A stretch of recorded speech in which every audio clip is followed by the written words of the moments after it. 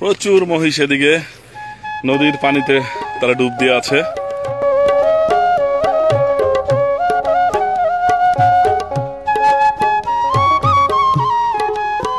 আর এইদিকে দেখতে পাচ্ছেন শুধু গরু আর গরু, গরুর রাজ্যে হারাই যেতে আসছি।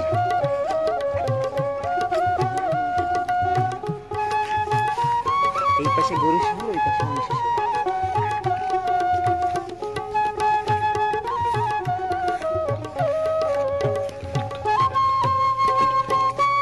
শুধু গরু আর গরু, এত গরু রাজশাহী আমাদের চর অঞ্চলে লালন পালন করা হয়, যা আসলে নিজের চোখে না দেখলে বিশ্বাস করা মুশকিল। আপনারা দেখলেই বুঝতে পারবেন।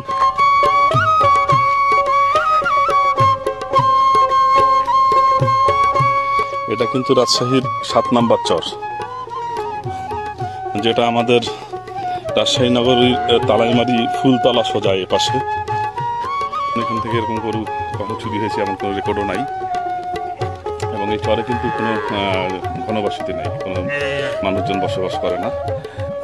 ওই যে সামনে দূরে গাছ দেখতে পাচ্ছেন, ওই যে এই গাছটা, ওটার পাশেই ভারত সীমান্ত, ভারত আর এই যে বাংলাদেশের অংশে গরু লালন পালন করা হচ্ছে।